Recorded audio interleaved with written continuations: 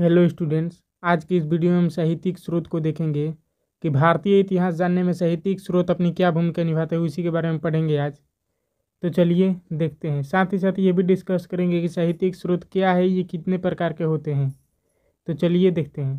तो दोस्तों, भारतीय इतिहास को जानने में हमें 3 प्रकार के स्रोत मदद करते हैं।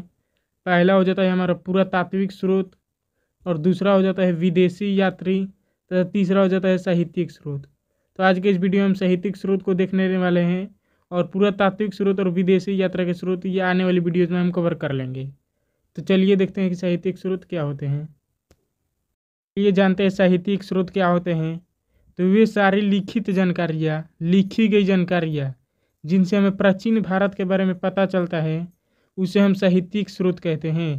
अध्ययन की सुविधा के हिसाब से साहित्यिक स्रोत को 2 भागों में विभाजित किया गया है।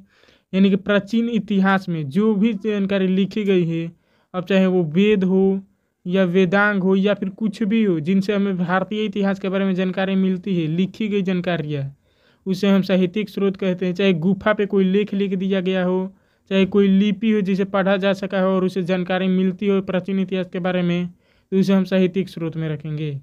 साहित्यिक स्रोत को 2 भागों में विभाजित किया गया है। पहला हो जाता है धार्मिक ग्रंथ और दूसरा हो जाता है गैर धार्मिक ग्रंथ। तो चलिए समझ लेते हैं धार्मिक ग्रंथ और गैर धार्मिक ग्रंथ के बारे में भी। अब देखो, मैंने आपको साहित्यिक स्रोत के बारे में बता दिया कि वे सारी लिखित जानकारी है जिनसे हमें इतिहास के बारे में पता चलता है, हम साहित्यिक स्रोत कहते हैं। अब साहित्यिक स्रोत को 2 भागों में विभाजित किया गया है। पहला है धार्मिक ग्रंथ और दूसरा है गैर धार्मिक ग्रंथ। तो सबसे पहले हम धार्मिक ग्रंथ के बारे में जान लेते हैं, उसके बाद गैर धार्मिक ग्रंथ को पढ़ेंगे धार्मिक ग्रंथ के पढ़ने के बाद। तो चलिए देखते हैं धार्मिक ग्रंथ को। अब चलिए समझ लेते हैं धार्मिक ग्रंथ के बारे में। तो प्राचीन भारत का अधिकांशतः साहित्य धार्मिक है, जिसका कारण यह है कि प्राचीन भारत में धर्म अपने उत्तम चरण में था। अब प्राचीन भारत में आपने सुना भी होगा या फिर पढ़ा होगा कि धर्म जो था अपने उत्तम चरण, यानी कि अधिकांश धर्म प्राचीन भारत में थे।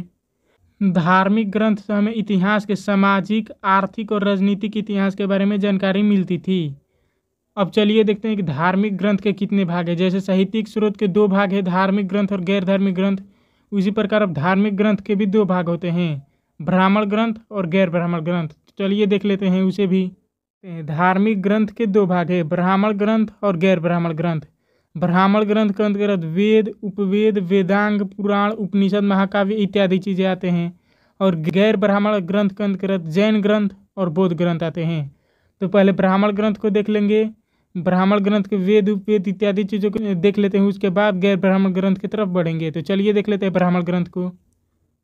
ब्राह्मण ग्रंथ में वेद, उपवेद, वेदांग, पुराण, उपनिषद, महाकाव्य आते हैं। तो सबसे पहले हम वेद के बारे में डिस्कस कर लेंगे, उसके बाद उपवेद, वेदांग एक एक करके सभी के बारे में डिस्कस कर लेते हैं। थोड़ा थोड़ा जानकारी लेंगे, क्योंकि ये हमारा साहित्यिक स्रोत की क्लास है, ना कि वेद की, उपवेद इन सब की क्लास नहीं है। आने वाली क्लास में आपको वेद, उपवेद इत्यादि चीज़ें पढ़ा दी जाएगी। अभी बस आपको वेद के बारे में थोड़ी सी जानकारी इकट्ठी रखनी है, और इतना ही याद रखना है कि वेद से हमें साहित्यिक स्रोत की ज्ञान प्राप्त होता है। और वेद ब्राह्मण ग्रंथ का एक हिस्सा है और ब्राह्मण ग्रंथ धार्मिक ग्रंथ का एक हिस्सा है। इस तरीके से एक दूसरे को लिंक रखना है। तो देखते हैं, वेद का शाब्दिक अर्थ ज्ञान होता है। विश्व का प्राचीनतम ग्रंथ वेद है, यानी कि जो विश्व का सबसे पुराना ग्रंथ किसे माना जाता है, तो वेद को माना जाता है। इसकी रचना काल कब से कब तक है, तो 1500 से 600 ईसा पूर्व माना गया है। वेदों की रचना काल 1500 से 600 ईसा पूर्व माना जाता है। आगे बढ़ते हैं। अब वेदों की संख्या 4 है, ऋग्वेद, सामवेद, यजुर्वेद, अथर्ववेद। बस अब वेद के बारे में आपको इतना ही जानना है। अब उपवेद के बारे में आ जाते हैं, क्योंकि ये हमारा साहित्यिक स्रोत का क्लास है। साहित्यिक स्रोत में हमें बस इतना याद रखना है किन किन चीज़ों से हमें प्राचीन भारत के इतिहास की जानकारी मिलती है, उतना ही हमें याद रखना है। देखते हैं उपवेद को।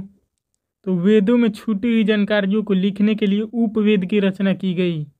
उपवेद की संख्या 4 है, आयुर्वेद, गंधर्ववेद, धनुर्वेद और शिल्पवेद।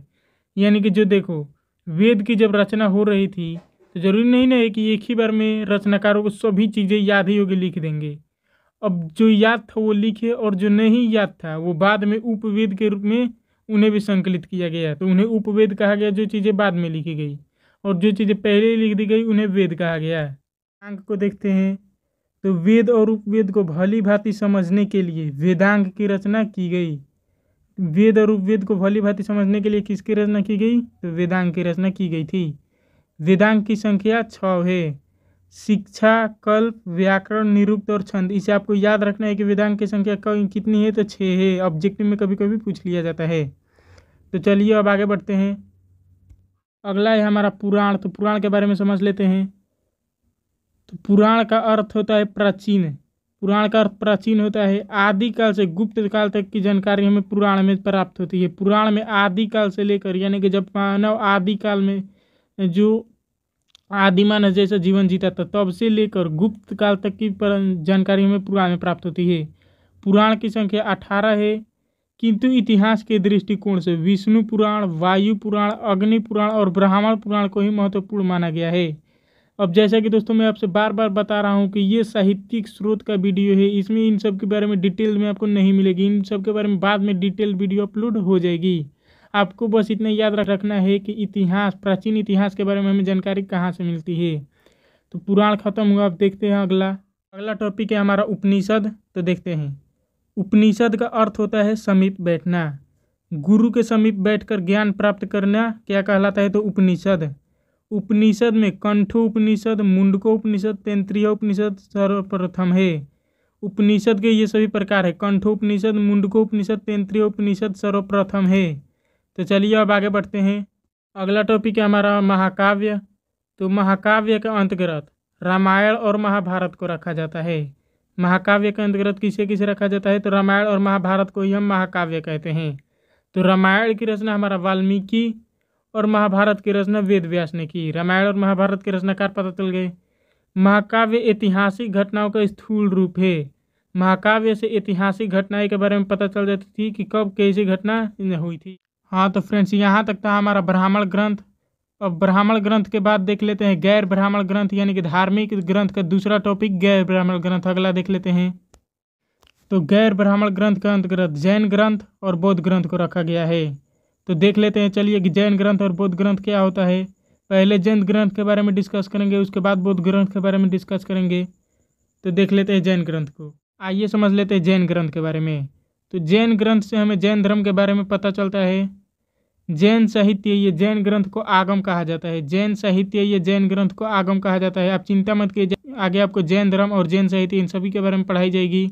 भागवती सूत्र जैन ग्रंथ से महावीर स्वामी की कृतियों के बारे में पता चलता है। भागवती सूत्र एक जैन ग्रंथ का नाम है, भागवती सूत्र। उससे महावीर स्वामी के कृतियों के बारे में पता चलता है। तो चलिए अब बौद्ध धर्म के बारे में डिस्कस कर लेते हैं। बौद्ध ग्रंथ के बारे में देखते हैं। तो बौद्ध ग्रंथ से हमें बौद्ध धर्म के बारे में पता चलता है। बौद्ध धर्म का प्रमुख ग्रंथ कथा वस्तु है। बौद्ध ग्रंथ का प्रमुख ग्रंथ कौन है, तो कथा वस्तु, जिससे हमें महात्मा बुद्ध के जीवन चरित्र के बारे में पता चलता है। कथा वस्तु से महात्मा बुद्ध के जीवन चरित्र के बारे में पता चलता है। बुद्ध ग्रंथ जातक और पीटक भारत के बारे में प्रमुख जानकारी देते हैं। जातक और पीटक भारत के बारे में प्रमुख जानकारी देते हैं। वो भी कैसे भारत के बारे में, तो प्राचीन भारत के बारे में। हाँ तो फ्रेंड्स, धार्मिक ग्रंथ का ये जो हमारा 2 नंबर टॉपिक था गैर ब्राह्मण ग्रंथ, इसे हमने खत्म कर लिया और साथ ही साथ धार्मिक ग्रंथ को भी खत्म कर लिया। अब जो हमारा नेक्स्ट टॉपिक है गैर धार्मिक ग्रंथ, उसे भी देख लेते हैं। तो चलिए देखते हैं। गैर धार्मिक स्रोत के अंतर्गत कौटिल्य का अर्थशास्त्र, मुद्राक्षस और राजत रंगड़ी को रखा गया है। अब ये जो हमारा गैर धार्मिक ग्रंथ है इसके अंतर्गत कौटिल्य का अर्थशास्त्र, मुद्राक्षस और राजत रंगड़ी को रखा गया है। तो चलिए समझ लेते हैं कौटिल्य का अर्थशास्त्र के बारे में। तो इसकी रचना 4वीं शताब्दी ईसा पूर्व में कौटिल्य चाणक्य ने की है। इसकी रचना चाणक्य ने की है। चाणक्य चंद्रगुप्त मौर्य के प्रधानमंत्री और गुरु थे। इस ग्रंथ से नंद वंश के पतन और मौर्य वंश के कार्यप्रणाली के बारे में पता चलता है।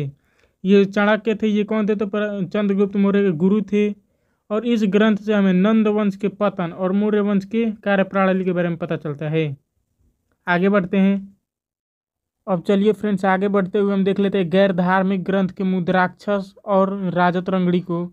तो देखते हैं। मुद्राक्षस की रचना 7वीं सदी ईस्वी में विशाखा दत्त ने की। इस ग्रंथ में चाणक्य के कूटनीति के बारे में पता चलता है। विशाखा दत्त के ग्रंथ में क्या पता चलता है, तो चाणक्य के कूटनीति के बारे में पता चलता है। अब देखते हैं राजत रंगड़ी के बारे में। तो राजत रंगड़ी की रचना कलहड़ ने 1149 और 50 के बीच में की।